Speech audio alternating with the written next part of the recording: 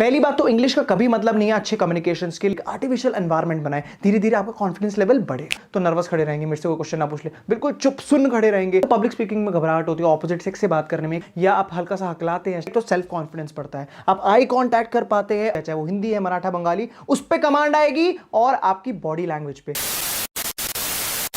Hi guys, welcome back to my channel. This is Karan Dhingra और on the formal edit. आज हम बात करने जा रहे हैं कम्युनिकेशन स्किल के बारे में। ये ऐसा वेपन है, ऐसा ब्रह्मास्त्र है, आपको हर जगह स्टैंड आउट कराता है, एक्सेल कराता है। आपके स्कूल से लेके कॉलेज से लेके आपका ऑफिस तक, हर जगह कभी कभी नए लोगों से बात करने में नर्वसनेस होती है। आपको स्टैंड आउट कैसे करना है, वहां पे निकल के कैसे आपकी पर्सनैलिटी, वो आपका क्रश है, उस चोमू को बात करनी आती है और चोमू ले जाता है। आप हो निराश क्योंकि वो बात करनी नहीं आती, वो अप्रोच करना नहीं आता। इस वीडियो में सारी चीजों का सोल्यूशन है, एक skill which is communication skill. उसको एनहांस कैसे करें, उसकी हैक्स जो आप प्रैक्टिकल लाइफ में अप्लाई कर पाएंगे।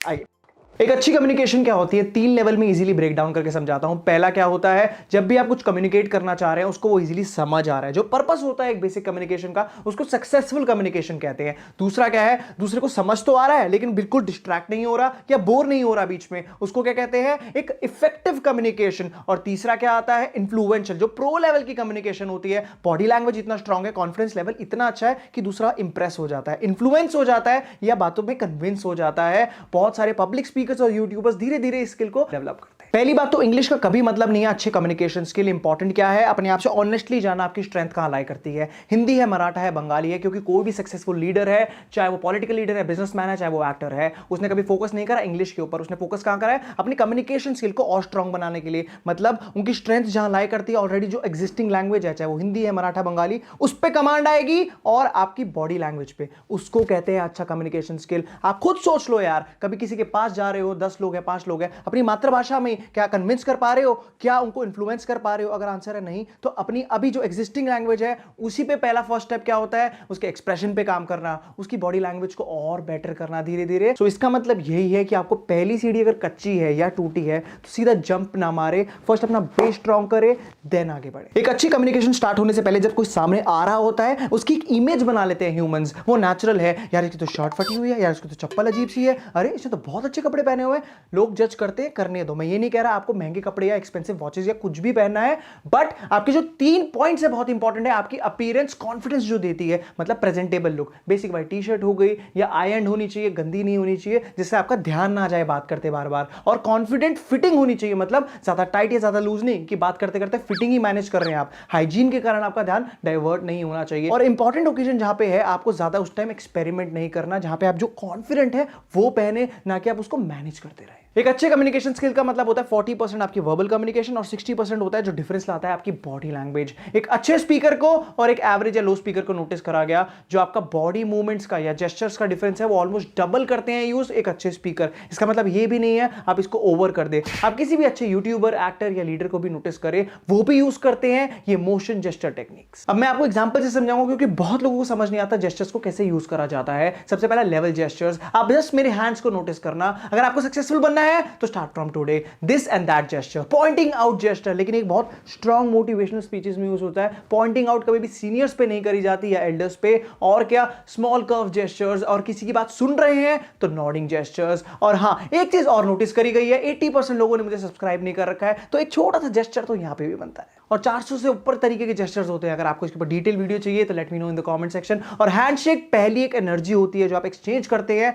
अपने लिसनर के साथ। तो इंपॉर्टेंट क्या है इसके अंदर, जब भी हैंडशेक हो वो फर्म होना चाहिए, वो आपके कॉन्फिडेंस दिखाता है, ना कि बहुत ढीला। और हाँ, हाथ नहीं तोड़ना है उसका, याद रखना है आपको। और नेगेटिव आपके बॉडी मूवमेंट्स क्या होते हैं जो आपको अवॉइड करने हैं। नेगेटिव बॉडी लैंग्वेजेस आर आपके नेल को बाइट करना, पैर को बार बार हिलाना, आंखें छुपाना या अपना क्रैकिंग द बोन्स। अच्छी कम्युनिकेशन स्किल अच्छी बॉडी लैंग्वेज से आती है। अच्छी बॉडी लैंग्वेज कैसे आती है, एक अच्छे पोस्चर से। आपका टेस्टोस्टेरोन लेवल और वीक लगेगा जब आपका पोस्चर बेंड होगा, क्योंकि जब स्पाइनल हेल्थ अच्छी नहीं होती तो स्ट्रेस रिलीजिंग हार्मोन पैदा होता है, इसको कोर्टिसोल कहते हैं, वो नीचे जाता है। आपका इमोशंस और डाइट पे कंट्रोल रखना है। लड़ झगड़ के या गुस्से में कभी भी इंपॉर्टेंट कम्युनिकेशन नहीं करनी चाहिए। कोई आपकी पब्लिक स्पीकिंग, कोई भी इंपॉर्टेंट चीज हो, क्योंकि बॉडी इरिटेटेड लगती है, पोस्चर हल्का बेंड लगता है। जब आप लेजी होते हैं, ज्यादा खाते हैं, तब again your posture is bend. Also ध्यान रखना है जब आप हाथ पॉकेट के अंदर रखते हैं वो अवॉइड करना है। हल्का सा बैक स्ट्रेच होती है और बैक बेंड लगती है। पोस्चर को इंप्रूव करने के लिए 10 to 15 मिनट्स आपको इन्वेस्ट करने हैं। आप सबसे पहले उसको इंप्रूवमेंट एक्सरसाइजेस जैसे कि प्लैंक्स हो गए, चाइल्ड पोज हो गया, फ्रंट प्लैंक्स हो गए, चेस्ट ओपनर हो गया, वो डालिए। और पावर पोजेस जो हैं ये, इनमें से कोई भी एक पोज आप डेली हैबिट डालिए, अपनी बॉडी को अडेप्ट करना धीरे धीरे। और हाँ, आपको ऐसे भी नहीं चलना कि आपके बगल में घी फंसे हो। अगर आपको पब्लिक स्पीकिंग में घबराहट होती है, ऑपोजिट सेक्स से बात करने में, किसी से भी ग्रुप में डिस्कस करने से आपको घबराहट होती है, या आप हल्का सा हकलाते हैं, स्टैमर करते हैं, तो बहुत अच्छी टेक्निक है ये, which is mirror technique as per psychologist, और बहुत सारे पब्लिक स्पीकिंग क्लासेस में भी सिखाई जाती है। करना क्या है, मिरर के सामने अपने आप से बात करनी है 10 to 15 मिनट्स प्रॉपर आवाज में, नॉर्मली जैसे किसी से बात करते हैं। उससे क्या होता है, एक तो सेल्फ कॉन्फिडेंस बढ़ता है, आप आई कांटेक्ट कर पाते हैं, और क्या होता है, आप अपने एक्सप्रेशन और स्माइल नोटिस करते हैं, क्योंकि रोबोट जैसी बात करना किसी को पसंद नहीं है। So you can improve your expressions. अब सब बोलते हैं कि डेली प्रैक्टिस करना बहुत जरूरी है, तभी इंप्रूव होगा। अब डेली आम आदमी इसको प्रैक्टिस कैसे करे, इजी तरीके बताता हूं। सबसे पहले आप सोशल मीडिया पे टॉकिंग स्टोरीज बना सकते हैं, वीडियो स्टोरीज जिसमें आप बात कर रहे हो, जहां पे आपको देखने वाले लोग हैं।